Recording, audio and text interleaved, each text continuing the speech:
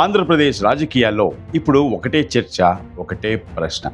Deputy సీఎంగా రాష్ట్ర రాజకీయాల్లో బిజీగా ఉన్న జనసేనాని పవన్ కళ్యాణ్ సడన్గా ఢిల్లీ వేదికగా జాతీయ సమగ్రత నినాదాన్ని ఎందుకు ఎత్తుకున్నారు? ఏపీలో పాలన సాగిస్తూనే జాతీయ రాజకీయాల వైపు అడుగు వేయడం వెనుక ఉన్న అసలు మాస్టర్ ప్లాన్ ఏంటి? దీని వెనుక నారా లోకేష్ను ముఖ్యమంత్రిని చేసే ముందస్తు వ్యూహం దాగుందా? ఈ పొలిటికల్ ఈక్వేషన్ను విపక్ష నేత వైఎస్ జగన్ ఎలా వాడుకోబోతున్నారు? అసలు కూటమి ప్లాన్ ఏంటి? Watch this interesting story.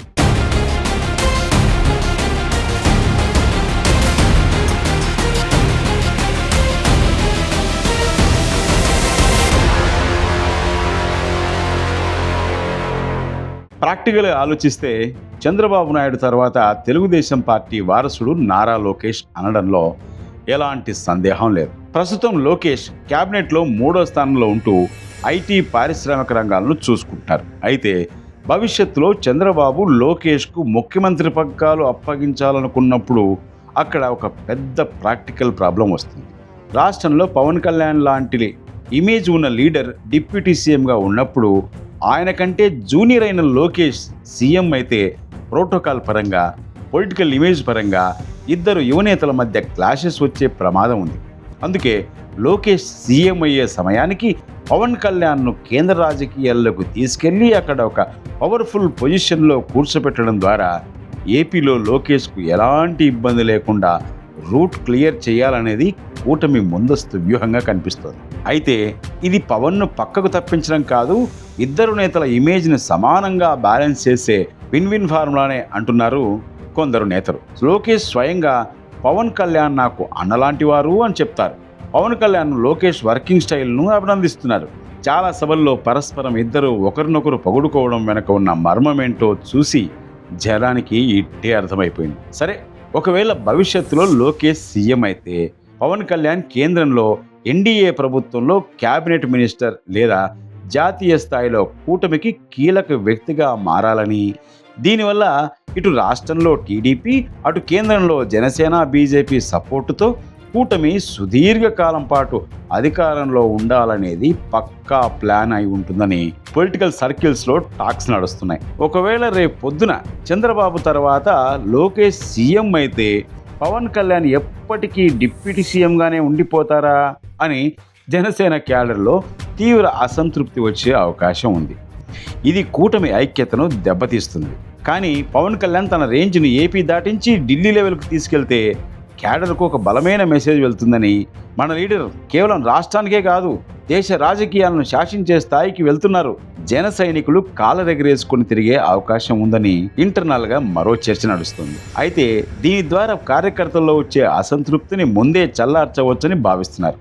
కానీ ఈ ప్లాన్ అంత ఈజీగా సాగుతుందా అంటే పొరుగున ఉన్న తెలంగాణ రాజకీయాల సెగ దీనికి అడ్డుపడుతుంది. పవన్ కళ్యాణ్కు జాతీయ స్థాయిలో ముఖ్యంగా బీజేపీ అగ్రనాయకత్వం వద్ద గట్టి క్రెడిబిలిటీ ఉంది. ఏపీలో 100% స్ట్రైక్ రేట్ సాధించిన పార్టీ జనసేనాని కేంద్రం కూడా పవన్ కళ్యాణ్ను ఒక బూస్టర్గా చూస్తుంది. మొన్న ప్రధాని మోడీ ఒక సభకు హైదరాబాద్కు విచ్చేసి తర్వాత స్వయంగా పవన్ ఇంటికి వెళ్ళి రావడం వెనక జాతీయ స్థాయి వ్యూహాలు ఉన్నాయన్నది బహిరంగ రహస్యం.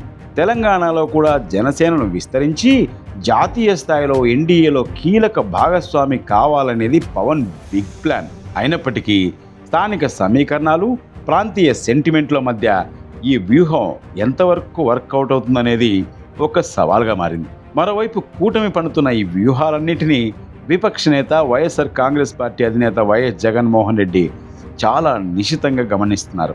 కూటమి ప్రభుత్వంపై వస్తున్న ప్రజా వ్యతిరేకతను, హామీల అమలులో జరుగుతున్న ఆలస్యాన్ని జగన్ తనకు అనుకూలంగా మార్చుకునే పనిలో పడ్డారట. పవన్ కళ్యాణ్ ఏపీని వదిలి ఢిల్లీ వైపు చూస్తుండడం, లోకేష్ సీఎం సీటు కోసం తెర వెనక బాబు చేస్తున్న ప్రయత్నాలు, ఈ అంశాలన్నీ ఆధారంగా చేసుకుని వైసీపీ గ్రౌండ్ లెవెల్లో బలంగా ప్రజల్లోకి దూసుకెళ్తుందనేది విశ్వసనీయ సమాచారం. అయితే మీరు పవన్ కళ్యాణ్ నమ్మి ఓటేస్తే ఆయన ఏపీ ప్రజలను, జన సైనికులను వదిలేసి వేరే రాష్ట్రాలకు పారిపోతున్నాడంటూ ప్రచారం చేస్తుందంట వైఎస్ఆర్సీపీ క్యాడర్. అయితే కేవలం లోకేష్కు సీఎం సీటు కట్టబెట్టడానికే ఈ నాటకాలన్నీ అంటూ క్షేత్రస్థాయిలో ప్రచారాన్ని ముమ్మరం కూడా చేస్తోంది. కూటమిలో అంతర్గత అసంతృప్తులను క్యాచ్ చేసుకుంటూ జనసేన ఓటు బ్యాంకులను చీల్చడమే లక్ష్యంగా జగన్ తన సొంత ప్రణాళికలను సైలెంట్గా గ్రౌండ్ లెవెల్లో నడిపిస్తున్నారు.